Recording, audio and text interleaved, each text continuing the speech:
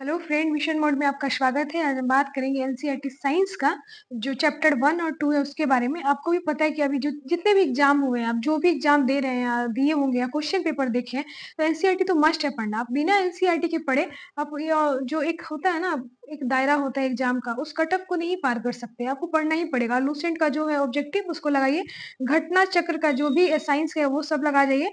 और आप Lucent objective, घटना चक्र, लूसेंट सब्जेक्टिव जो है उसका सब्जेक्टिव का लाइन बाई लाइन आप पढ़ जाइए। इतना तो आपको साइंस के लिए करना होगा।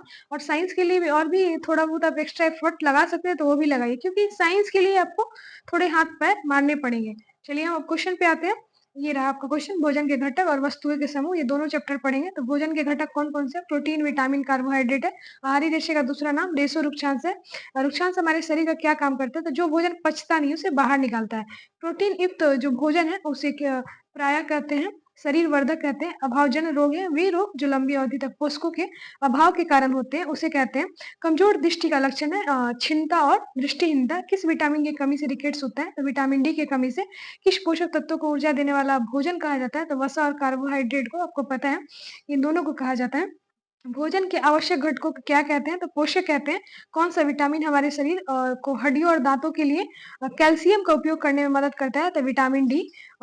स्कर्वी रोग किस विटामिन की कमी से होता है? विटामिन सी की कमी से। किसे बॉडी बिल्डिंग फूड कहते हैं? प्रोटीन कहते हैं। और जल में घुलनशील विटामिन बी सी है। वसा में ए डी ई के, कीडा, इसको याद रखते हैं, ये इसे याद रखिएगा, ठीक है। ए ई डी के कीडा, वो ट्रिक है। किस विटामिन की कमी से बेरी-बेरी नामक रोग होता है? विटामिन बी वन की कमी से। कौन सा पोषक तत्व दूध में नहीं पाया जाता? Vitamin C. कार्बोहाइड्रेट पाए जाते हैं चावल में। अनाज जैसे चावल और गेहूं से हमें कौन सा पोषक तत्व प्राप्त होता है? तो कार्बोहाइड्रेट प्राप्त होता है। ये सारे फैक्ट बहुत इंपॉर्टेंट है। खाद्य पदार्थों के में प्रोटीन परीक्षण के लिए में से क्या करना चाहिए? तो आपको पता है, जब हम प्रोटीन का परीक्षण करते हैं तो कॉपर सल्फेट, विलियन और कास्टिक सोडा का ये का हम प्रयोग करते हैं। आप एनसीईआरटी का बुक उठाइएगा, ये इतने अच्छे से उसमें बताया गया है। तो इस फैक्ट को तो याद ही रखिएगा, बहुत इंपॉर्टेंट है।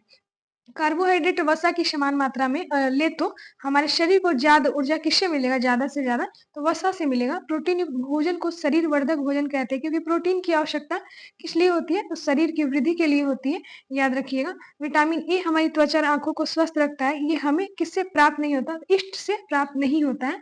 अब नेक्स्ट क्वेश्चन पे आते हैं। प्रोटीन किसका उदाहरण है? तो वृद्धि और निर्माण का। शरीर में ऊतकों का निर्माण होता है प्रोटीन से। ऑक्सीकरण द्वारा शरीर की ऊर्जा की आवश्यकता को पूरा करना किस का प्रमुख कार्य है? तो कार्बोहाइड्रेट का है। नेक्स्ट क्वेश्चन पे आते हैं। घाव भरने के लिए विटामिन, कौन सा विटामिन सहायक है? Vitamin C. किस विटामिन की कमी से किलोसिस नामक रोग होता है? Vitamin B two. कौन विटामिन सी का सबसे अच्छा स्रोत है? आंवला। वे पदार्थ जिनके माध्यम से वस्तुओं को देखा जा सकता है लेकिन स्पष्ट रूप से नहीं देखा जा सकता है, पारभासी कहते हैं। वे पदार्थ जिसके द्वारा वस्तुओं को स्पष्ट रूप से देख सकते हैं, पारदर्शी कहते हैं।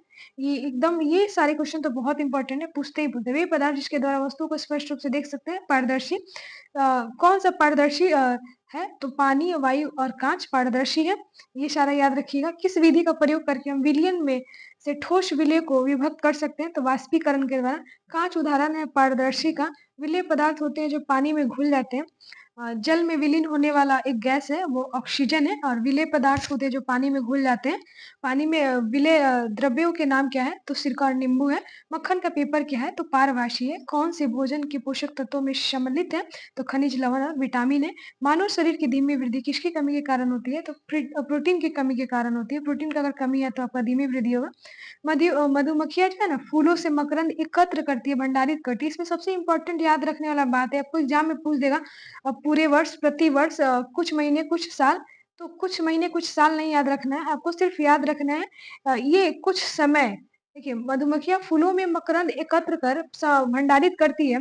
क्यों करती है? क्योंकि ये फूल है ना, उनका मकरंद वर्ष में केवल कुछ समय के लिए उपलब्ध होता है, इसलिए ये बहुत इंपॉर्टेंट है, तो इसको याद रखिएगा, ठीक है। क्लास कंप्लीट है, चलिए हम शुरू करते हैं आगे।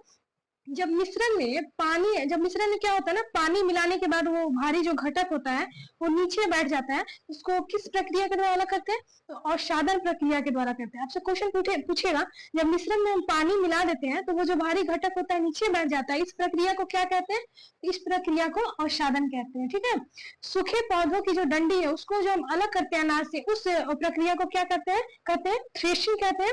और एक और क्वेश्चन पूछता है, किसका प्रयोग निस्यंदन को छानने करने के काम आता है के रूप में किया जाता है। तो फिल्टर पत्र को किया जाता है। अब दूध से पनीर बनाने के लिए कौन सी विधि का प्रयोग करते हैं? तो निस्यंदन विधि का। चालन द्वारा जो आटे को हम अशुद्धि को अलग करते हैं उसको क्या कहते हैं? चालन प्रक्रिया। चलनी के द्वारा जो करते हैं, चालनी जो होता है, गांव में उसको चलनी बोलते हैं। तो चालनी के द्वारा जो आटा अलग करते हैं उसको चालन कहते हैं। किसी द्रव को उसी के वाष्पन में परिवर्तित करने की प्रक्रिया वाष्पन कहते हैं।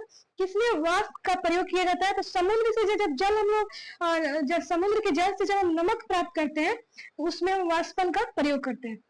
अब नेक्स्ट आते हैं, ये इस तरीके से पढ़ाने का उद्देश्य एक ही है कि आपको रटना नहीं पड़े, आपको याद रहे। और आप एक दो बार और सुन लीजिएगा 2x में भी करके, तो आपको डेफिनेटली याद हो जाएगा, मेरा जहां तक मानना है। बाकी आप अपने हिसाब से कर लीजिएगा। और शादी मिश्रण को बिना हिलाए जल को मिट्टी सहित जब हम उसको उड़ेलते हैं, इस क्रिया को क्या कहते हैं? तो निस्तारण कहते हैं। और पृथक्करण शब्द का प्रयोग पता ही है, अलग करने के लिए होता है। पदार्थ किसे कहते हैं? जो स्थान घेरता है, जिसका द्रव्यमान होता है। रेशों से बीजों को कैसे पृथक किया जाता है? तो ऊटने के द्वारा किया जाता है। बालू और लोहे के छीलन को पृथक किया जाता है चुंबकीय पृथक्करण के द्वारा। द्रव तथा उसमें अविलय पदार्थ के अवयव को किस विधि द्वारा पृथक करते हैं? तो निस्यंदन विधि के द्वारा करते हैं। अनाज से भूसा और पत्थरों के किस विधि के द्वारा पृथक करते हैं? हस्तचयन। कभी कभी किस विधि का कार्य बैलों की सहायता से किया जाता है? थ्रेशिंग का। अत्यधिक मात्रा के उन कणों को डंडियों से पृथक करने पर लोग पड़े थे, जब डंडी को अलग करते हैं उसे थ्रेशिंग कहते हैं। और किसान भी जब हल्के भूसे को अलग करते हैं उनके कणों को, तो उसको क्या कहते हैं? निष्पावन कहते हैं। किसान किस विधि का प्रयोग करके हल्के भूसे को अलग करते हैं? तो उसका निष्पावन कहते हैं। और कण डंडी हटाने के लिए थ्रेशिंग करते हैं। कभी कभी किस विधि का कार्य बैलों की सहायता से किया जाता है? तो थ्रेशिंग का ही किया जाता है। अब नेक्स्ट आते हैं, किस विधि का उपयोग मिश्रण के दो ऐसे अवयव जिनकी मापों में अंतर को पृथक करने में किया जाता है? चालन विधि का। यदि द्रव्य के ऐसे मिश्रणों को कुछ समय के लिए रहने दिया जाए तो वे दो पृथक पृथक परतों में बढ़ जाते हैं। इसके बाद जो अवयव ऊपरी परत में बनता है उसे किस विधि द्वारा पृथक करते हैं? तो निस्तारण विधि के द्वारा। चाय को एक छन्नी में डाल दीजिए, क्या चाय की सारी पत्तियां छन्नी में जाती है? इस प्रक्रम को क्या कहते हैं? निस्यंदन कहते हैं। मिश्रण से जल तथा नमक को पृथक करने के लिए किस प्रक्रिया का उपयोग किया जाता है? वाष्पन का। जल को उसके वाष्प में परिवर्तित करने की प्रक्रिया को क्या कहते हैं? वाष्पन कहते हैं। जब समुद्र के जल को बड़े बड़े उथले गड्ढे में भरकर छोड़ दिया जाता है तो सूर्य के प्रकाश से जल में गर्म होकर किसके द्वारा धीरे धीरे वो वस्तु में बदलने लगता है? तो वाष्पन के द्वारा। जब भाप बर्फ से ठंडी की गई प्लेट के संपर्क में आती है तो वो संघनित होकर बन जाती है, क्या बन जाती है? द्रव जल बन जाता है। जब भाप जो क्या, इस क्वेश्चन में देखिए 2-3 क्वेश्चन को फिर से रिपीट करते हैं। एक तो जब समुद्र के जल को जो है ना बड़े बड़े उथले गड्ढे में भरकर छोड़ दिया जाता है तो सूर्य के प्रकाश से जल में गर्म होकर किसके द्वारा धीरे धीरे वस्तु में बदलने लगता है? तो वाष्पन के द्वारा। और दूसरा है, जब भाप बर्फ से ठंडी की गई प्लेट के संपर्क में आता है ना, जब भाप बर्फ से ठंडी की गई प्लेट के संपर्क में आती है तो वह संघनित होकर बनता है, द्रव जल बनता है। जल वाष्प से उसकी द्रव अवस्था में परिवर्तित होने की प्रक्रिया को कहते हैं संघनन, द्रव जल कहते हैं। विलय पात्र होता है जो पानी में घुल जाता है। जल में विलीन होने वाली गैस है ऑक्सीजन। किसी पदार्थ के विलय को गर्म करने से उसकी विलयता पर क्या प्रभाव पड़ता है? बढ़ता है। आयोडीन और पोटेशियम क्लोराइड के मिश्रण से आयोडीन को अलग किया जाता है ऊर्ध्वपातन द्वारा। शुद्धिकरण की प्रक्रिया में गंदले जो पानी का उपचार होता है, गंदले पानी का उपचार फिटकिरी में करते हैं। यह प्रक्रिया क्या कहलाती है? स्कंदीकरण कहलाती है। आप देखिएगा शुद्धिकरण की प्रक्रिया में जो होता है ना, गंदे पानी का उपचार फिटकिरी में करते हैं, तो उस प्रक्रिया को क्या कहते हैं? स्कंदीकरण कहते हैं। चलिए अब नेक्स्ट देखते हैं, थोड़ा सा इसका क्वेश्चन बचा हुआ है। एल्कोहल जल, इस एल्कोहल जो है ना जल मिश्रण से जल को अलग किया जाता है। एल्कोहल जल मिश्रण से जल को अलग किया जाता है किस विधि के द्वारा? तो आश्वन विधि के द्वारा। आपको मैं इतना तोड़ के इसलिए बता रही हूँ ताकि आपको याद हो जाए, ठीक है। अब नेक्स्ट आते हैं, किशमिश के दाने जल में क्या होते हैं? रखने पर फूल जाते हैं। किसका उदाहरण? प्राशन का। किशमिश के दाने फूल जाते हैं, किसका उदाहरण? प्राशन का। अल्कोहल जल मिश्रण से जल को अलग किया जाता है, इसके द्वारा? आश्वन के द्वारा। एसीटोन और जल का मिश्रण किसका उदाहरण है? आश्वन का। समुद्री जल के शोधन में सामान्यतः किस विधि का प्रयोग लाई जाती है? किस विधि का? तो आश्वन के द्वारा। देखिए आश्वन दो हो गया, एसीटोन और जल का मिश्रण, और दूसरा समुद्र जल से शोधन में सामान्यतः किस विधि का? तो आश्वन का। 2 या 2 से अधिक शुद्ध पदार्थों को किसी भी अनुपात में मिला देने से मिश्रण बनता है। अल्कोहल जल मिश्रण से जल को अलग किया जाता है मिश्रण के द्वारा। आयोडीन और पोटेशियम क्लोराइड के मिश्रण से आयोडीन को अलग किया जाता है ऊर्ध्वपातन द्वारा। एक ठोस से सीधे गैस में परिवर्तित को कहते हैं ऊर्ध्वपातन। कौन सा एक विजातीय मिश्रण है? तो निलंबन है। तरल पदार्थ से गैस में परिवर्तन होने की प्रक्रिया को क्या कहते हैं? वाष्पीकरण कहते हैं। पदार्थ के दबाव या तापमान में परिवर्तन के कारण पदार्थ की गैसीय अवस्था में द्रव अवस्था में परिवर्तन की प्रक्रिया को शंभनन कहते हैं। किस विधि का प्रयोग करके हम विलयन में ठोस विलय को विभक्त कर सकते हैं? तो वाष्पीकरण। वाष्पीकरण के द्वारा। चलिए हम कुछ क्वेश्चन आपसे पूछेंगे, आप बताइएगा जल्दी फटाफट मेरे कमेंट बॉक्स में। जो आंसर सबसे पहले देगा मैं उसके लिए कुछ फ्री में सारे नोट्स वगैरह मेरे टेलीग्राम पे बोट वगैरह वो सब मैं उपलब्ध करवा दूंगी, ताकि आपकी तैयारी में किसी तरह की कोई समस्या ना आए। चलिए आप क्वेश्चन को बताइएगा। दूध से पनीर बनाने के लिए कौन सी विधि का प्रयोग करते हैं? जल्दी से आंसर आप कमेंट में दीजिए। दूसरा क्वेश्चन है पदार्थ किसे कहते हैं? कभी कभी किस विधि का प्रयोग बैलों की सहायता से किया जाता है? तो ये आपको बताना है। उसके बाद आप बताइएगा जल को उसके वाष्प में परिवर्तन करने की प्रक्रिया को क्या कहते हैं? और शुद्धिकरण की प्रक्रिया में गंदे पानी का उपचार फिटकिरी में करते हैं, तो ये प्रक्रिया क्या कहलाती है? इसका भी आंसर दीजिएगा। और पदार्थ के दबाव और तापमान में परिवर्तन के कारण पदार्थ की गैसीय अवस्था में द्रव अवस्था में परिवर्तन की प्रक्रिया को क्या कहा जाता है? संघनन कहा जाता है। किस विधि का प्रयोग कर विलयन में ठोस विलय को विभक्त कर सकते हैं? तो वाष्पीकरण। अध्याय 4 पौधों को जानिए। किस रंग के प्रकाश का पौधा जो है पौधों द्वारा तीव्र अवशोषण होता है? तो नीला और लाल। किस रंग के प्रकाश का पौधों द्वारा तीव्र अवशोषण होता है? तो नीला और लाल। प्रकाश संश्लेषण का उपोत्पाद क्या है? तो ऑक्सीजन है, O2 है। प्रकाश संश्लेषण प्रक्रिया के लिए किसकी उपस्थिति आवश्यक नहीं है? ऑक्सीजन की। प्रकाश संश्लेषण हेतु सर्वाधिक क्रियाशील प्रकाश है लाल प्रकाश है। प्रकाश संश्लेषण हेतु जो है सर्वाधिक क्रियाशील प्रकाश क्या है? तो लाल प्रकाश है। इंटरनोड दो गांठों के बीच तने का भाग है। इंटरनोड क्या है? दो गांठों के बीच तने का भाग है। एक नोड पर पत्तियों की व्यवस्था क्या कहलाती है? File taxi. इसको आराम से याद कीजिए। फाइल टेक्सी क्या कहते हैं? इसको फाइल टेक्सी कहते हैं। एक नोड पर पत्तियों की व्यवस्था क्या होती है? फाइल टेक्सी होती है। पेड़ पौधों की शाखाएं को बाहर की मिट्टी सहारा देती है, जिससे वे टूटते नहीं है, जड़ कहलाते हैं। पौधों का कौन सा भाग पत्ती और जड़ को जोड़ता है? तना कहलाता है। जल की बूंदे पत्तियों से जलवाष्प के रूप में निकलते हुए वाष्पोत्सर्जन कहते हैं। पौधों का कौन सा भाग है जो पत्ती और जड़ को जोड़ता है? तो तना। पत्ती जड़ को जोड़ेगा तो तना जोड़ेगा।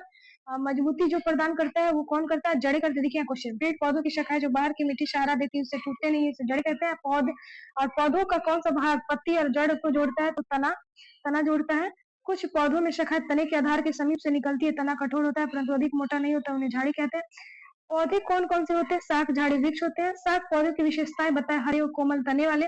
शाख पौधा कैसा होता है? जिसकी लंबाई सबसे कम होती है। झाड़ी पौधे कैसे होते हैं? जिन पौधों की लंबाई आपके बराबर की होती है। पत्ती के चपटे हरे भाग को क्या कहते हैं? फलक कहते हैं। पत्ती का वो भाग जिसके द्वारा तने से जुड़ी होती है क्या कहलाती है? पर्णवृत्त कहलाती है। तने और पत्ती को जल कैसे प्राप्त होता है? तो ये कार्य करता है। तने और पत्ती को जल कैसे प्राप्त होता है और ये कार्य करती है? तो ये जड़ से प्राप्त होता है। तो उसके बाद वो कार्य करती है। तने और पत्ती को जल कैसे प्राप्त होती है? जड़ से, तो वो कार्य करती है। तो कमजोर तने वाले पौधे सीधे खड़े नहीं हो सकते और भूमि पर फैल जाते हैं, क्या कहते हैं? विसर्पी लता कहते हैं। पत्तियों में शिराओं द्वारा बनाए गए डिजाइन को क्या कहते हैं? शिरा विन्यास कहते हैं। उसके केंद्र में स्थित भाग को क्या कहते हैं? स्त्री केशर कहते हैं। छोटे और कोमल पौधे कहलाते हैं शाख। जिन पौधों के तने के आधार से शाखाएं निकलती है उन्हें कहते हैं झाड़ी।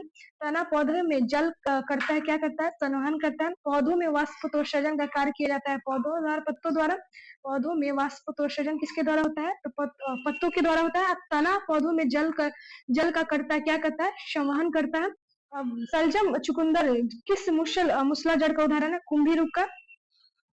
विभिन्न फूलों की क्या अलग अलग रंगों की होती है? उन्हें क्या कहते हैं? पंखुड़ियां कहते हैं। फूल के कितने भाग होते हैं? 4 होते हैं। पत्ते पर रेखित संरचनाएं कहलाती है सिरा। यदि किसी फूल की पंखुड़ियां जुड़ी हो तो उसे फूल में और कौन सा भाग जुड़ा होता है? तो स्त्री केशर होता है। बीज पुष्प के कौन से भाग से बनता है? तो बीजांड से बनता है। ये क्वेश्चन देखिए क्या है। पत्ते पर रेखित संरचनाएं सिरा कहलाती है। फूल कितने भाग होते हैं? फूल के 4 होते हैं। और फूलों की क्या अलग अलग रंगों की होती है? उन्हें क्या कहते हैं? पंखुड़ियां कहते हैं। पत्ते पर रेखित संरचनाएं सिरा कहलाती है। यदि किसी फूल की पंखुड़ियां जुड़ी हो तो उसे फूल और कौन सा भाग जुड़ा होता है? स्त्री केशर का। बीज पुष्प के कौन से भाग से बनता है? तो बीजांड से बनता है। पौधों में तने का कार्य पानी तथा खनिजों को जड़ों से पत्तों तक पहुंचाना। तैयार भोजन को पौधों के शीर्ष में पहुंचाना। शाखाओं तथा पत्तों को सहारा देना। जड़ें पौधों को मिट्टी में मजबूती से जमाए और जकड़ी रखती है, उन्हें मिट्टी में पौधों का कहा जाता है स्थिरक कहते हैं। स्त्री केशर का सबसे निचला खुला भाग होता है अंडाशय। अंडाशय में छोटी छोटी गोल संरचनाएं दिखाई देती है, उन्हें बीजांड कहते हैं। किन पत्तियों में जलिका रूपी शिरा विन्यास का पाया जाता है? तुलसी, धनिया, गुड़हल, उसके किस भाग में अंडाशय मिलता है? स्त्री केशर में। आप चलिए हम आते हैं, इसके जो बच गए इसको क्वेश्चन करते हैं। परागकण किस में पाए जाते हैं? पुंकेसर में। जब प्राथमिक मूल जीवित रहता है और आगे बढ़ता है तो उसे क्या कहते हैं? मूसलाधार कहते हैं। पौधों के किस का कार्य भूमि से जल एवं पोषक तत्वों का अवशोषण तथा पौधों को सहारा प्रदान करना है? जड़ का। सरसों का पौधा किस जड़ का उदाहरण है? मूसला जड़ का। गेहूं का पौधा किस जड़ का उदाहरण है? रेशेदार जड़ का। प्रकाश संश्लेषण में निकलने वाले ऑक्सीजन पौधों की जड़ों द्वारा अवशोषित किस से प्राप्त होती है? जल से। क्या अंडक में उपस्थित होता है? बीजांड। पौधों में गैसों का आदान प्रदान किसके माध्यम से होता है? तो रंध्र के माध्यम से होता है। रंध्र याद रखिएगा, ये क्वेश्चन दरोगा में पूछा हुआ है। कमजोर तने, ये रंध्र वाला, कमजोर तने पौधों की सहायता से ऊपर चढ़ जाता है, ऐसे पौधों को आरोही कहते हैं। प्रकाश संश्लेषण द्वारा हर एक पौधे जो होते हैं पैदा करते हैं, कार्बनिक द्रव करते हैं। चलिए अध्याय 5 आते हैं, शरीर में गति। धुराग्र संधि शरीर के किन भागों को जोड़ने का काम करती है? तो गर्दन तथा सिरों को। संकुचन की अवस्था में पेशी छोटी, कठोर और मोटी हो जाती है तथा यह अस्थित को क्या करती है? घिसती है। स्थिति को घिसती है। उपास्थियों से बने अंग का नाम क्या है? कान है। हिंज संधि कैसी गति हो सकती है? आगे और पीछे। शरीर का अंग जहां से मुड़ा उसे कहते हैं संधि जोड़। शरीर की अस्थियों का ढांचा कहलाता है कंकाल तंत्र। ऊपरी जबड़े, खोपड़ी, कपाल की संधि अचल संधि है। कौन सा शरीर का भाग क्रिया करने में सहायता करता है? मांसपेशी और हड्डियां करती है। जो अस्थियां हिल नहीं सकती उन्हें अचल संधि कहते हैं। गर्दन तथा सिर को जोड़ने वाली संधि को धुराग्र संधि कहते हैं। देखिए, दो जो है अस्थियां हिल नहीं सकती उसे अचल संधि कहते हैं। और शरीर का कौन सा भाग क्रिया करने में सहायता करता है? तो मांसपेशियां और हड्डियां करता है। ऊपरी बड़ी खोपड़ी, कपाल की संधि को अचल संधि कहते हैं। शरीर की अस्थियां का जो ढांचा है, अस्थियों का जो ढांचा कहलाता है कंकाल तंत्र कहलाता है। और शरीर का अंग जहां से मुड़ता है उसे संधि जोड़ कहते हैं। इसको याद रखिएगा, शरीर की अस्थियों का ढांचा कंकाल तंत्र कहलाता है। ऊपरी जबड़े, खोपड़ी, कपाल की संधि अचल संधि है। कौन सा शरीर का भाग क्रिया करने में सहायता करता है? मांसपेशी और हड्डियां। जो अस्थियां हिल नहीं सकती उन्हें कहते हैं अचल संधि। गर्दन तथा सिरे को जोड़ने वाली संधि को धुराग्र संधि कहते हैं। कोहनी और घुटने में कौन सी संधि होती है? हिंज संधि होती है। सभी दिशा में गति प्रदान करने वाली संधि कौन सी है? कंदुका खलिका संधि है। इस संधि में बेलनाकार अस्थियां छल्ले में घूमती है, धुराग्र संधि। बॉल और सॉकेट ज्वाइंट कंधे और कूल्हे की संधियां होती है, कंदुका खलिका संधि होती है। कटोरी कंधे के उस भाग के समान है जिसको आपके हाथ जुड़ा है। एक अस्थिया का जो गेंद वाला गोल हिस्सा अस्थि की कटोरी रूपी गोलिका में धसा हुआ है, कौन संधि कहलाता है? तो कंदुका खलिका संधि कहलाता है। अब नेक्स्ट आते हैं हम, थोड़ा सा बच्चा इस चैप्टर में ज्यादा नहीं है। चलिए, कौन सा संधि एक ही दिशा में गति प्रदान करता है? तो हिंज संधि करता है। कौन सा संधि करता है? तो हिंज संधि करता है। किसका शरीर कठोर बाह्य कंकाल का ढका होता है? तिलचट्टा का। किसके अस्थियों में वायु प्रकोष्ठ होता है? पक्षी में। किसका शरीर धारारेशीय होता है? मछली में। किसका शरीर अनेक वलय में जुड़ा होता है? सर्प में। किस का शरीर अनेक वलय में जुड़ा होता है? सर्प में। तिलचट्टा में कितनी जोड़ी पैर होती है जो चलने में सहायता होता है? 3 जोड़ी। तिलचट्टा आपसे पूछेगा। हेलो, चलिए हम क्या पढ़ रहे थे? तिलचट्टा से कितनी जोड़ी पंख वक्ष से जुड़े होते हैं? तो 2 जोड़ी। और तिलचट्टा में कितनी जोड़ी पैर होते हैं जो चलने में सहायक? 3 जोड़ी पैर होते हैं। और जो वक्ष से जुड़े होते हैं वो 2 जोड़ी होते हैं। मेरुदंड कितने का सिरकों का बना होता है? तो 33। घेंगा किसकी सहायता से गति करता है? तो मोटी मांसल रचना से करता है। कान का निचला भाग किस कारण नरम होता है? उपस्थियों के कारण नरम होता है। उपास्थियों के कारण होता है। घेंगा किसकी सहायता से गति करता है? मोटी मांसल रचना से करता है। एक्सरे मशीन द्वारा किसी क्षति का पता लगाया जाता है अस्थियों से। शरीर के किस भाग में संधि होती है? कोहनी में, कंधे में, घुटने में, गर्दन में। और पसली पिंजर क्या है? तो शरीर के महत्वपूर्ण अंग से सुरक्षित रहते हैं। मनुष्य के शरीर में पसलियों की संख्या 24 है। शरीर में अचल संधि का उदाहरण है कंकाल। मांसपेशियों को हड्डी से जोड़ने वाला शरीर ऊतक है कंडरा। कौन तंतुमय ऊतक जो अस्थियों को आपस में जोड़ता है? लिगामेंट कहलाता है। मानव शरीर में सबसे मजबूत मांसपेशियां कहाँ होती है? जबड़े में। सांप का मेरुदंड होता है लंबा। शरीर में मुख्य रूप से कितने प्रकार की संधियां पाई जाती है? 3। फेफड़ों की सुरक्षा कौन करता है? पिंजर करता है। हृदय की सुरक्षा कौन करता है? पसलियां करता है।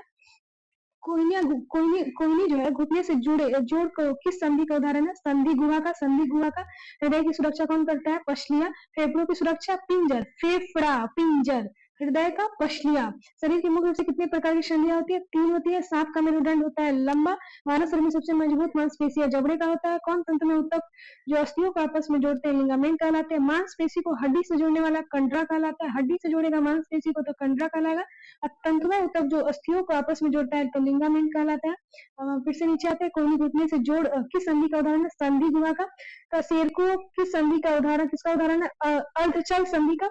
इस संधि में दो हड्डियों के बीच उपस्थिति के कारण हड्डियों के दबाव से उपस्थित दब जाती है, उपस्थिति जो है दब जाती है और हड्डी दूसरे हड्डी पर झुक जाती है अर्धचल संधि के द्वारा। ठीक है, अर्धचल संधि के द्वारा किस संधि में से दो से अधिक हड्डियां संधि स्थल हिलडुल सकती है? चल संधि में। कोहिनी घुटना के जोड़ की संधि का उदाहरण है संधि गुहा का। तिलचट्टा का श्वसन अंग है ट्रैकिया। फेफड़ा का आकार होता है शंख आकार होता है। मछलियों में उत्सर्जी पदार्थ क्या है? अमोनिया है। शरीर में सबसे छोटी रक्त वाहिनी है वेना केवा। खुला तरीन संचलन तंत्र किसमें पाया जाता है? कॉकरोच में पाया जाता है। ऐतिहासिक का कोई भी एग्जाम आप दे रहे हैं, किसी भी एग्जाम जिसमें साइंस आ रहा है तो आपको पता होना चाहिए साइंस कितना इंपॉर्टेंट है। एनसीईआरटी साइंस तो बहुत ही कंपलसरी है पढ़ना। अगर आप इसे नहीं पढ़ रहे, इग्नोर कर रहे हैं तो आपका कट ऑफ उतना ही दूर जा रहा है। तो चलिए हम अध्याय 6 में आते हैं और सजीव विशेषताएं और आवास। सबसे पहला इसमें क्वेश्चन है, जिस स्थान पर सजीव रहते हैं उन्हें क्या कहते हैं? तो आवास कहते हैं। नाक फनी में प्रकाश संश्लेषण किसके द्वारा होता है? तना के द्वारा। अनुकूलन किसे कहते हैं? परिवेश में रहने और बनना अनुकूलन कहलाता है। कौन सा मरुस्थलीय पौधा है? तो कैक्टस है। आपको पता है कि कैक्टस मरुस्थल में पाया जाता है, आप देखे भी होंगे। हाइड्रेरिया पौधा जो है जलीय है। कौन सा जीव रात्रिचर है? चमगादड़ है। वह प्रक्रिया जिसे अपशिष्ट पदार्थ शरीर से बाहर फेंके जाते हैं, निकाले जाते हैं, उसे क्या कहते हैं?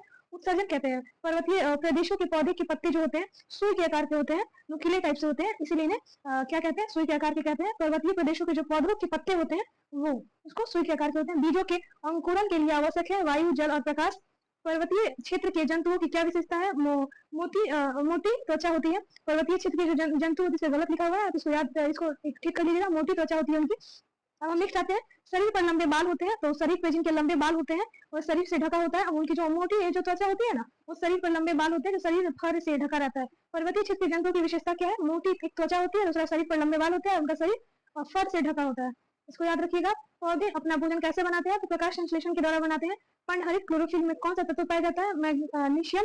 प्रकाश संश्लेषण के दौरान हरे पौधे अवशोषित करते हैं कार्बन डाइऑक्साइड।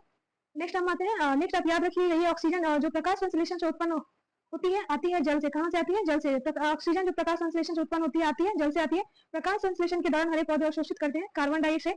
अब नेक्स्ट आते हैं बाह्य वातावरण में होने वाले कुछ परिवर्तन जैसे कांटा चुभना, तेज प्रकाश, प्रिय व्यंजन आदि को क्या कहते हैं? उद्दीपन कहते हैं। प्रकाश संश्लेषण में कौन सी रंग सर्वाधिक प्रभावकारी है? लाल रंग की है। प्रकाश संश्लेषण की क्रिया में पादप क्या ग्रहण करते हैं? तो CO2 ग्रहण करते हैं। अब देख लीजिए, ये प्रकाश संश्लेषण से जितने भी रिलेटिव क्वेश्चन है आपको पूछता है। प्रकाश संश्लेषण की क्रिया में पादप कौन से गैस निर्मुक्त करते हैं? तो O2 करते हैं। और नेक्स्ट आते हैं, वाष्पोत्सर्जन के लिए पौधे की संरचनाओं में कौन जिम्मेदार होता है? स्ट्रोमेटा होता है। ये सब पिछले एग्जामों में पूछा हुआ क्वेश्चन है, इसे आप ध्यान रखिएगा। प्रकाश संश्लेषण की जो है प्रकाश संश्लेषण की प्रकाशिक अभिक्रिया क्लोरोप्लास्ट में कहाँ संपन्न होती है? तो ग्रेना में संपन्न होती है, इसको याद रखिएगा। नेक्स्ट हम आते हैं, श्वसन के लिए पत्ती की सतह पर किसके द्वारा उपस्थित है ऑक्सीजन विस्तृत होकर पत्ती की कोशिकाओं तक पहुंचता है? तो स्ट्रोमेटा। पौधे की पत्तियां श्वसन की प्रक्रिया में वायु को अंदर लेती है। इस प्रक्रिया के अगले चरण में पत्तियां क्या करती है? तो ऑक्सीजन का उपयोग करती है तथा कार्बन डाइऑक्साइड वायु में निष्कासित करती है। नेक्स्ट हम आते हैं, मृदा जल और वायु किस आवास के घटक है? अजैव घटक है। उद्दीपन किसे कहते हैं? वातावरण में होने वाले परिवर्तन को। उत्सर्जन किसे कहते हैं? अवशिष्ट पदार्थ का निष्कासन ही उत्सर्जन कहलाता है। उद्दीपन किसे कहते हैं? वातावरण में होने वाले परिवर्तन। मृदा जल एवं वायु किस आवास के घटक है? अजैव घटक है। इसको आप ध्यान में रखिएगा। और जितने भी ये कट ऑफ ये सारे हैं, आपको कट ऑफ पार करना है तो ये सारे क्वेश्चन को याद रखिएगा। वायु वातावरण में कुछ होने वाले परिवर्तन को कांटा चुभना, तेज प्रकाश, प्रिय व्यंजन इत्यादि को क्या कहते हैं? उद्दीपन कहते हैं। प्रकाश संश्लेषण में कौन सी रंग सर्वाधिक प्रभावित होती है? लाल रंग। प्रकाश संश्लेषण में की क्रिया पादप क्या ग्रहण करता है? CO2। और कौन सी गैस निर्मुक्त करता है? O2। वाष्पोत्सर्जन के लिए पौधों की संरचना में जिम्मेदार है स्ट्रोमेटा। प्रकाश संश्लेषण की प्रकाशिक अभिक्रिया क्लोरोप्लास्ट है, संपन्न ग्रेना में होता है। ये सारे इंपॉर्टेंट क्वेश्चन है, आप इसको बार बार याद करते रहिएगा। जो इंपॉर्टेंट था उसे हम रिवीजन करवा दिए हैं। नेक्स्ट अब हम आते हैं, इससे देखिए डॉल्फिन का ये क्वेश्चन, सॉरी डॉल्फिन और व्हेल मछली सांस कैसे लेती है, तो क्वेश्चन है। उससे पहले एक और क्वेश्चन जो छूट गया, जलीय पौधों का तना होता है लंबा, हल्का और खोखला। डॉल्फिन और व्हेल मछली सांस कैसे लेती है? वात छिद्रों के द्वारा। बीज सजीव और निर्जीव होते हैं, सजीव होते हैं। कायिक प्रजनन किसे कहते हैं? पौधों में बीजों के अतिरिक्त अन्य भाग प्रजनन में, अन्य भाग में जो प्रजनन होता है उसे कायिक प्रक्रिया कहते हैं। और केंचुआ कैसे सांस लेता है? तो त्वचा से लेता है। कैक्टस मरुस्थल में जीवित रहता है एक मोटी मोमी परत के द्वारा और लंबी जड़ों के कारण, छोटी पत्तियों के कारण। अजैव घटक है वायु, जल, प्रकाश, ताप, चट्टान, मिट्टी। अनुकूलन किसे कहते हैं? वो विशिष्ट संरचनाएं जो किसी पौधे तथा जंतु को उसके प्रवेश में रहने योग्य बनाती है, उसे अनुकूल कहते हैं। पर्वतीय वनों में वृक्षों को क्या विशेषता नहीं है? तो पत्ते चौड़े होते हैं। किन जानवरों की त्वचा मोटी होती है? जो वाष्पीकरण को रोकती है, उन्हें पसीना नहीं आता, इसलिए वे लंबे समय तक पानी के बिना जीवित रह सकते हैं। रेगिस्तानी जानवर।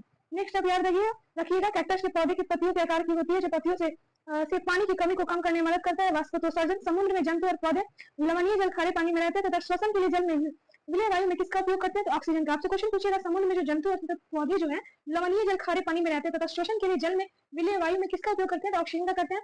वे जीवित वस्तुएं जो अपना भोजन स्वयं तैयार करते हैं, श्वपोषी कहलाते हैं। नेक्स्ट क्वेश्चन है आपको कार्बन डाइऑक्साइड ऑक्सीजन के आदान प्रदान की प्रक्रिया श्वसन कहलाती है। संतान और बीज के उत्पादन को कहा जाता है प्रजनन। किस गैस से पेड़ पौधों में प्रोटीन का निर्माण होता है? तो नाइट्रोजन से। प्रकाश संश्लेषण प्रक्रम में गैसों CO2 O2 का आदान प्रदान किन अंगों के द्वारा होता है? तो पतियों के में अवस्थित जो रंध्र होते हैं, पतियों में क्या होता है? अवस्थिति रंध्रों के द्वारा। पतियों में जो अवस्थित रंध्र है उसके द्वारा होता है। प्रकाश संश्लेषण प्रक्रम में क्वेश्चन पूछा हुआ है दरोगा में, इसलिए मैं बार बार रिपीट कर रही हूँ। प्रकाश संश्लेषण प्रक्रम में जो गैसों का CO2 और O2 का आदान प्रदान होता है अंगों के किसके द्वारा? तो पतियों में जो अवस्थित रंध्र होता है, रंध्र के द्वारा होता है, रंध्रों के द्वारा। इसे याद रखिएगा। नेक्स्ट है जब आप नंगे पैर टहल रहे होते हैं तो पैर अचानक किसी कांटे अथवा नुकीली वस्तु पर पड़ जाए तो आप किस प्रकार की अनुक्रिया करते हैं? उद्दीपन की अनुक्रिया करते हैं। इसे आप याद रखिएगा। अब हम पढ़ेंगे सातवीं चैप्टर। ये सातवीं चैप्टर में जो है आपको गति और दूरियों का मापन है। चलिए हम इसकी शुरुआत करते हैं। इसमें सारे फैक्ट जो भी इंपॉर्टेंट है, अब बुक उठाइए छठी क्लास की और सातवां चैप्टर निकालिए, आपको खुद पता लग जाएगा। इसके सारे फैक्ट जो सिंपल है, जो इजी है, जो टफ है, वो सारे हैं, ताकि ना सिली मिस्टेक हो ना हार्ड क्वेश्चन आपका छूटे। इसलिए इस सेशन में प्लीज बने रहिए और सारे फैक्ट को आप डे बाई डे जैसे आ रहा है वैसे खत्म करते जाइए।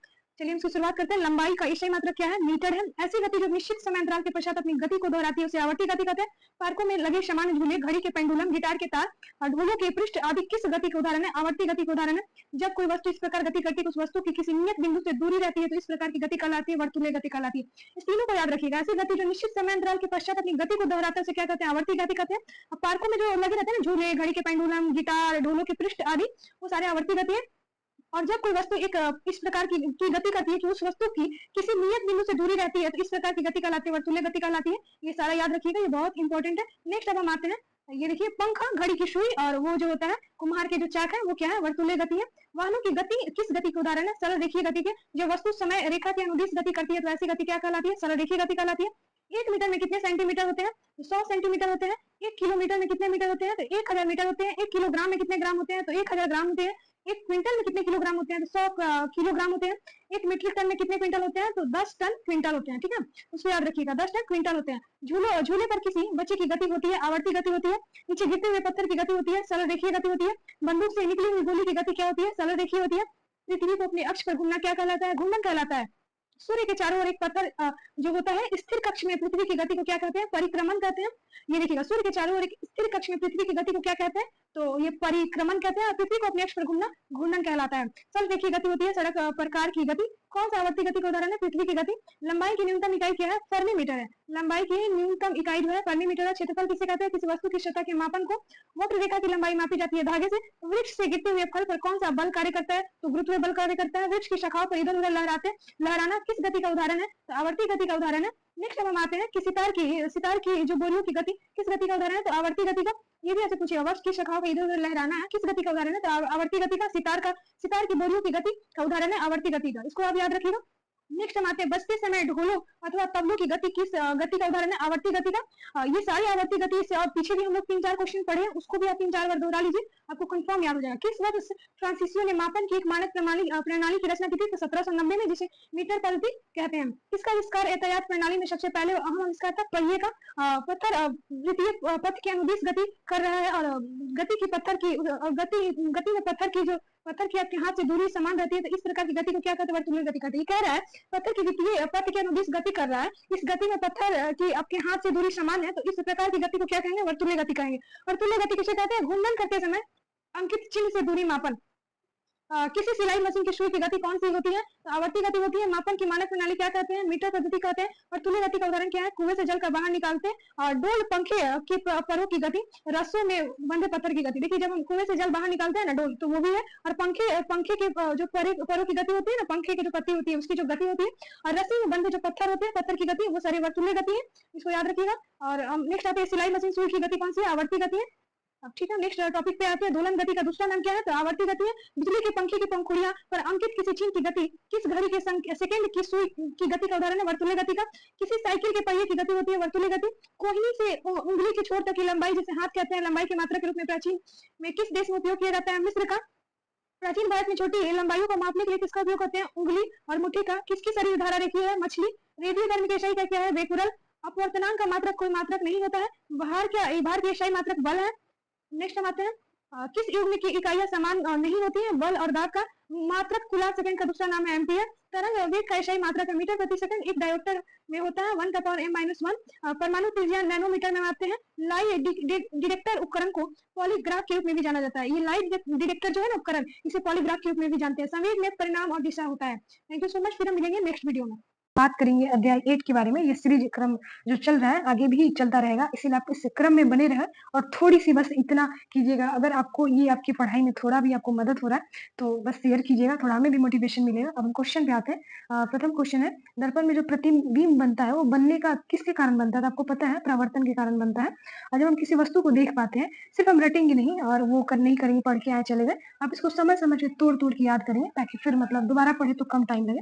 जब किसी वस्तु को देख पाता है व्यक्ति तो क्यों हो पाता है? जब प्रकाश वस्तु पर पड़ता है ना तो आंख की तरफ आता है, इसीलिए वो चीजों को देख पाता है। पारदर्शी वस्तु कौन सा? मतलब कांच है, शीशा है, पानी है। पारभासी किसे कहते हैं? कुछ वस्तुओं से मतलब आप आर पार देख सकते हैं पर साफ दिखाई नहीं देता है, उसे हम पारभासी कहते हैं। दीप्त पिंड किसे कहते हैं? जब वस्तुएं सूर्य की तरह स्वयं प्रकाश का उत्सर्जन करती है तो उसे दीप्त वस्तुएं कहते हैं। ठीक है, इसको याद रखिएगा। नेक्स्ट क्वेश्चन है, इसका एक एक फैक्ट बहुत इंपॉर्टेंट है, तो आपको इसको बार बार देखिए और इसको याद कीजिए। दीप्त पिंड किसे कहते हैं? अभी हम लोग पढ़ लिए। जब प्रकाश के पथ में कोई अपारदर्शी वस्तु आ जाती है तो उसे क्या कहते हैं? तो उसे छाया बनती है, तो उसे छाया बनना कहते हैं। दर्पण कितने प्रकार के होते हैं? 3 प्रकार के होते हैं। सूर्य ग्रहण के समय सूर्य कैसा होता है? तो काला दिखाई देता है। पारभासी वस्तुएं कैसी होती है? तेल लगा हुआ जो कागज है वो पारभासी है, तो इसे आप याद रखिएगा। नेक्स्ट क्वेश्चन है, सूर्य ग्रहण जब होता है तो कैसे होता है, कब लगता है? तो जब चंद्रमा जब है सूर्य और पृथ्वी के बीच में आ जाती है तब ये लगता है। और डैश वस्तु के कारण स्पष्ट छाया बन सकती है। अपारदर्शी वस्तु के कारण स्पष्ट रूप से छाया बन सकती है। जिस वस्तु में से प्रकाश आर पार गुजर सकता है उसे कहा जाता है पारदर्शी कहा जाता है। चंद्रमा डैश है, क्या है? चंद्रमा अदीप्त है। ठीक है, ये सारे क्वेश्चन आप याद रखिएगा। डैश वस्तु के कारण स्पष्ट छाया बनाती है, तो अपारदर्शी याद रखिएगा। इस वस्तु से प्रकाश आर पार गुजर सकता है उसे पारदर्शी कहते हैं। चंद्रमा डैश है, अदीप्त है। ठीक है, ये अब नेक्स्ट क्वेश्चन पे हम आते हैं। ये देखिए एक एक फैक्ट उठाया गया है, कुछ भी फैक्ट आपको नहीं छूटेगा। आप बस इसको, आपको अगर भरोसा है कि हाँ ये क्वेश्चन सच में बहुत अच्छा है तो आप इसे पढ़िए, फिर आपको पता चल जाएगा इसके इंपॉर्टेंस के बारे में क्या है। नेक्स्ट क्वेश्चन देखिए, प्रकाश में गति जो होता है वो सरल रेखीय गति है। जब किसी अपारदर्शी वस्तु को प्रकाश स्रोत के समीप लाया जाता है तो छाया का आकार बढ़ जाता है। नेक्स्ट क्वेश्चन है, अदीप्त वस्तुएं कहते हैं वे वस्तुएं जो प्रकाश उत्सर्जित नहीं करती है। परावर्तन किसे कहते हैं? प्रकाश की किरण का माध्यम से टकराना पुनः वापस आना, और ये क्या होता है? परावर्तन कहलाता है। ठीक है, अब आते हैं नेक्स्ट, परावर्तन का कोण होता है परावर्तित किरण दर्पण की सतह पर खींचे गए अविलंब के बीच का कोण होता है। इसे याद रखिएगा, क्या होता है? परावर्तित किरण और दर्पण की सतह पर जो खींचा गया अविलंब है उसके बीच का कोण है। वस्तु से छोटा और आभासी प्रतिबिंब किस दर्पण से प्राप्त होता है? उत्तल दर्पण से प्राप्त होता है। वस्तु से छोटा और आभासी पूछेगा तो उत्तल दर्पण हो जाएगा। जब प्रकाश की एक किरण एक माध्यम से दूसरे माध्यम में क्या होता है? एक माध्यम से दूसरे माध्यम में वो जाती है तो अपने पूर्व पद से विचलित हो जाती है, इसे क्या कहते हैं? प्रकाश का अपवर्तन कहते हैं। जब आपसे क्वेश्चन पूछेगा ना, जब प्रकाश की एक किरण एक माध्यम से दूसरे माध्यम में जाती है तो वो क्या होता है? तो अपने पूर्व पद से विचलित हो जाती है, इसे प्रकाश का अपवर्तन कहते हैं। नेक्स्ट क्वेश्चन आप देख लीजिए, ये है सरल सूक्ष्मदर्शी में किसका उपयोग होता है? उत्तल लेंस का होता है। और उत्तल लेंस जो होता है ना, किनारों की अपेक्षा बीच में मोटा होता है। प्रकाश की एक किरण जब विरल माध्यम से सघन माध्यम में आती है तब वो अविलंब की ओर मुड़ जाती है। जब प्रकाश एक माध्यम से दूसरे माध्यम में जाती है तब अपवर्तन प्रकाश की चाल में परिवर्तन होने के कारण होता है। ठीक है, याद रखिएगा। दर्पण किसे कहते हैं? तो दर्पण किसे कहते हैं? दर्पण एक प्रकाशीय क्या है? एक प्रकाशीय युक्ति है जो प्रकाश के सिद्धांत पर काम करता है। नेक्स्ट हम आते हैं, दर्पण परावर्तन हमें कैसे प्रतिबिंब प्राप्त होता है? दर्पण परावर्तन में हमें कैसे प्रतिबिंब प्राप्त होता है? स्पष्ट होता है। दीप्त वस्तुएं कैसी होती है? तो जुगनू, सूर्य, तारा। अभी हम लोग पढ़े थे चंद्रमा के बारे में, वो क्या है तो आप उसको कमेंट बॉक्स में जरूर बताइएगा। चंद्रमा क्या है? अदीप्त है, अदीप्त है, थोड़ी देर पहले हम लोग पढ़े भी थे। दर्पण प्रवर्तन में हमें कैसे प्रतिबिंब प्राप्त होता है? तो स्पष्ट होता है। दीप्त वस्तुएं हैं जुगनू, सूर्य और तारा। चंद्रमा क्या था? आपको हिंट मिल गया होगा, उसका आंसर जरूर बताइएगा। ऐसे आपको क्या होगा ना एकदम कंठस्थ याद हो जाएगा। सूची छिद्र कैमरे कैमरे से सड़क पर चलते लोगों के प्रतिबिंब कैसे दिखाई देते हैं? तो उल्टा दिखाई देते हैं। जिन पदार्थों से होकर वस्तुओं को स्पष्ट रूप से नहीं देखा जा सकता, वो क्या है? पारभासी है। टिंडल प्रभाव प्रकाश से प्रकीर्णन से संबंधित है। ये आप याद रखिएगा, ये क्वेश्चन भी बहुत इंपॉर्टेंट है। ये देखिए, जो होता है ना सूची छिद्र कैमरे से सड़क पर चलते लोगों को प्रतिबिंब कैसे बनता है? तो उल्टा बनता है। जिन पदार्थों से होकर वस्तु स्पष्ट रूप से नहीं जा सकती, उसे पारभासी कहते हैं।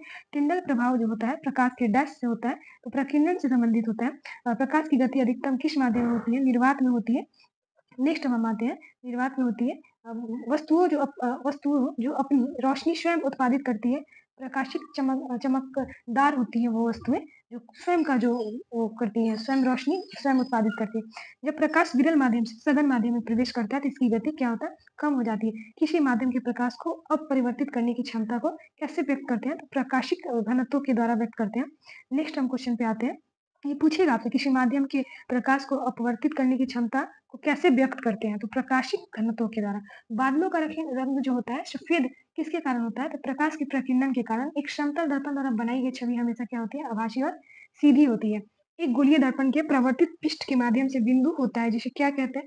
पोल और ध्रुव कहते हैं, ठीक है? और ये क्वेश्चन भी इंपॉर्टेंट है, ये भी पूछा हुआ है प्रीवियस से, तो इसको आप ध्यान रखिएगा। नेक्स्ट हम आते हैं, 8 तो खत्म ही होने वाला है, 9th शुरू होगा। तो बने रहिए और कमेंट बॉक्स में बताइए आपको ये सेशन कैसा लगा। हमारी मेहनत के लिए थोड़ा-सा तो आप कर सकते हैं ना, आपके कमेंट से हमें थोड़ा-सा और मोटिवेशन मिलेगा वीडियो बनाने में, तो इस बात को आप ध्यान रखें। ये देखिए, प्रकाश की एक पुंज की द्रव में तैरते कोनों से टकराव के कारण होने वाला प्रकीर्णन से उत्पन्न उत्पन्न जो चमक की प्रक्रिया को क्या कहते हैं? टिंडल प्रभाव कहते हैं। जब प्रकाश से किसी चमकीली सतह पर आपतित होती है तो परावर्तन की घटना घटित होती है, नियमित घटित होती है। किसी दर्पण को एक अभिसरण दर्पण भी कहते हैं और तल दर्पण को। गोलाकार दर्पण जिसकी परावर्तन सतह बाहर की ओर उभरी हुई हो, क्या कहलाती है? उत्तल दर्पण कहलाती है, ठीक है? जो बाहर की ओर उत्तल दर्पण कहलाती है। तो अब नेक्स्ट आते हैं 9th, 10th, 11 में बहुत कम फैक्ट थे 6th क्लास में, तो इसको हम खत्म कर देते हैं। आज 6 खत्म हो जाएगा, कल से मैं कोशिश करूँगी 8 का लाने का, तो वो जल्दी ही 2-3 वीडियो में हम खत्म कर देंगे। फिर जो 6 7 8 खत्म करके 7th पहले आएगा, फिर 8 और फिर 9th 10th थोड़ा लंबा है, तो वो लंबा चलेगा। ये क्वेश्चन आते हैं। फर्स्ट क्वेश्चन है विद्युत बल्ब में क्या होता है? तो फिलामेंट होता है। और बल्ब दीप्त कैसे होते हैं? तो परिपथ में विद्युत धारा प्रवाहित करने पर। बल्ब दीप्त कैसे होते हैं? परिपथ में विद्युत धारा प्रवाहित करने पर इसका ये होता है। बल्ब कौन सा भाग दीप्त होता है? तो तंतु। स्विच क्या होता है? सरल युक्ति होता है। रोधक किसे कहते हैं? जिन पदार्थों में विद्युत धारा प्रवाहित नहीं होते, उन्हें क्या कहते हैं? रोधक कहते हैं, ठीक है? नेक्स्ट आते हैं हम, विद्युत परिपथ से सेफ्टी फ्यूज का तार प्रयोग किया जाता है गलन बिंदु पर। कौन सा उपकरण परिपथ में विद्युत धारा का माप पता लगाता है? तो गैल्वेनोमीटर उसको कहते हैं। विधिक विधिक स्विचों को किस में लगाया जाता है? लाइव तार में लगाया जाता है। नेक्स्ट क्वेश्चन हम आते हैं। ये देखिए, लाइव तार में लगाते हैं। एक आदर्श एमीटर का प्रतिरोध क्या होता है? तो शून्य होता है। इसे आप याद रखिएगा, क्या होता है? शून्य होता है। ये भी क्वेश्चन पूछा हुआ है, एक आदर्श एमीटर का प्रतिरोध क्या होता है? तो शून्य होता है। किसी विद्युत परिपथ को जिस क्रम में जोड़ा जाता है उसे श्रेणी क्रम कहते हैं। फ्यूज में प्रयुक्त प्रयुक्त होने वाले तार की क्या विशेषता होती है? उच्च प्रतिरोधक शक्ति तथा निम्न गलनांक होता है। विद्युत परिपथ में लघु पतन अथवा अतिभारण के कारण होने वाली हानि से सुरक्षा की सबसे महत्वपूर्ण युक्ति है फ्यूज है। विद्युत चुम्बक बनाने के लिए प्रायः प्रायः किस पदार्थ का प्रयोग किया जाता है? नर्म लोहे का। छड़ छड़ चुंबक के भीतर चुंबकीय क्षेत्र रेखाओं की दिशा क्या होती है? दक्षिणी ध्रुव से उत्तरी ध्रुव की ओर होती है। इसको याद रखिएगा। धारा की दिशा विद्युत सेल में कैसा होता है? तो ये जो होता है ना, ये नेगेटिव पॉजिटिव टर्मिनल से टर्मिनल माइनस टर्मिनल की ओर होता है। इसको याद रखिएगा। नेक्स्ट है विद्युत स्तंभों पर लगे चेतावनी किसके संकेत में होता है? तो मानव जो होता है, मानव खोपड़ी और 2 अन्य हाथ पैरों की क्रॉस करती हुई हड्डियाँ जो लगी होती है, वो चेतावनी के रूप में, जैसे होता है ना मानव की खोपड़ी और 2 हाथ ऐसे रहते हैं, क्रॉस में रहते हैं। आप कहीं जाते होंगे किसी कहीं किसी जंगल वगैरह, कहीं सफारी वगैरह घूमिए, वहाँ पे वो दिखाया जाता है, या कोई ऐसा जगह है जो थोड़ा-सा संवेदनशील है, वहाँ पे। संयोजक तार किसकी बनी होती है? तो तांबे की बनी होती है। एक युक्ति जो परिपथ को तोड़ने के लिए उपयोग की जाती है, क्या कहलाती है? स्विच कहलाती है, ठीक है? ये सब आप याद रखिएगा। नेक्स्ट अब हम आते हैं, ज़्यादा इसमें क्वेश्चन नहीं है। अब थोड़े-थोड़े समय निकाल के अगर आप थोड़ा भी अपने धैर्य को बना के अगर इस सीरीज़ को देख लेते हैं, तो आपके बहुत सारे फैक्ट कंप्लीट हो जाएँगे। चलिए हम क्वेश्चन पे आते हैं। एक विद्युत सेल में कितने टर्मिनल होते हैं? तो 2 होते हैं। मैग्नेटाइट क्या है? तो प्राकृतिक चुंबक है। कंपास क्या है? तो दिशा सूचक है। स्वतंत्रतापूर्वक लटकने पर चुंबक सदैव ठहरता है उत्तर-दक्षिण दिशा में, ठीक है? ये याद रखिएगा। विद्युत सेल में कितने टर्मिनल होते हैं? तो 2 होते हैं। मैग्नेटाइट क्या होता है? तो प्राकृतिक चुंबक होता है। कंपास क्या होता है? तो दिशा सूचक होता है। स्वतंत्र जो रूप से जो स्वतंत्र रूप पूर्वक जो लटकने पर चुंबक सदैव उत्तर-दक्षिण की दिशा को बताता है। चुंबक जो होता है चुंबकीय पदार्थ किसे कहते हैं? जो पदार्थ चुंबक की ओर आकर्षित होते हैं, उसे कहते हैं। चुंबक के ध्रुव कहा जाता है दोनों सिरों पर। प्राचीन काल में यात्री चुंबक को से कैसे दिशा निर्धारित करते हैं? तो धागे से लटका कर करते थे, ठीक है? ये क्वेश्चन भी बहुत इम्पोर्टेंट है। अब ये आते हैं चुंबक के समान ध्रुव परस्पर एक दूसरे को प्रतिकर्षित करते हैं। चुंबक के असमान ध्रुवों के मध्य होता है आकर्षण। चुंबक के किस भाग में आकर्षण शक्ति होती है? तो सिरों पर होती है। मैग्नेटाइट चुंबक पहले कहाँ पाया गया था? तो उत्तरी ग्रीस के मैग्नीशिया नामक क्षेत्र में पाया गया था। ये भी क्वेश्चन आपसे पूछा हुआ है। ये जो है स्टिकर कहाँ चिपकाए जाते हैं? तो लोहे की अलमारी, रेफ्रिजरेटर में। पौधे और जंतु एक दूसरे पर निर्भर क्यों होते हैं? तो ऑक्सीजन और कार्बन के जो आदान-प्रदान होता है, इसीलिए, ठीक है? वायु किसका मिश्रण है? तो गैसों का मिश्रण है। 18वीं शताब्दी तक लोग हवा, वायु के बारे में क्या सोचते थे? वायु एक पदार्थ है। अब नेक्स्ट क्वेश्चन आते हैं, जल चक्र के लिए क्या अनिवार्य है? तो वायु में जलवाष्प, किरण पुंज से क्या प्रतीत होता है? तो धूलकण नृत्य करते हैं। जलीय प्रणाली श्वसन कहाँ से करते हैं? जल में घुली वायु से। किरण पुंज क्या है? पत्तियों से छन कर आता हुआ सूर्य का प्रकाश। वायु का 99% भाग कौन-सी गैस होता है? तो नाइट्रोजन और ऑक्सीजन होता है। नाइट्रोजन वायु का कितना स्थान घेरती है? तो ये 4/5 भाग घेरती है। एक गैस रंगहीन, गंधहीन, रहित हवा से भरी और आग बुझाने वाली गैस का नाम बताओ? तो कार्बन डाइऑक्साइड होता है। प्रकाश संश्लेषण के दौरान पौधों द्वारा कौन-सी गैस उत्पन्न होती है? तो ऑक्सीजन। वायु का एक बड़ा भाग जो मोमबत्ती के जलने में उपयोग नहीं होता है, नाइट्रोजन कहलाता है, ठीक है? चलिए अब नेक्स्ट आते हैं, स्विच लगाए जाते हैं, पहले भी हम लोग पढ़े थे। ये गर्म तार में विद्युत फ्यूज आधारित है, धारा के ऊष्मीय प्रवाह में विद्युत परिपथ में विद्युत फ्यूज जोड़ा जाता है, विद्युन्मय तार में। ये सारे फैक्ट याद रखिएगा, ये इतने इम्पोर्टेंट है आपके एग्जाम के पर्पज से। नेक्स्ट ये शायद खत्म हो गया। अब हम नेक्स्ट कल शुरू करेंगे 7th क्लास का। प्लीज आपको थोड़ा भी अगर आपके लाइफ में इम्पैक्ट डाल रहा है ये वीडियो तो शेयर कीजिएगा, क्योंकि बहुत मेहनत लगता है वीडियो बनाने में।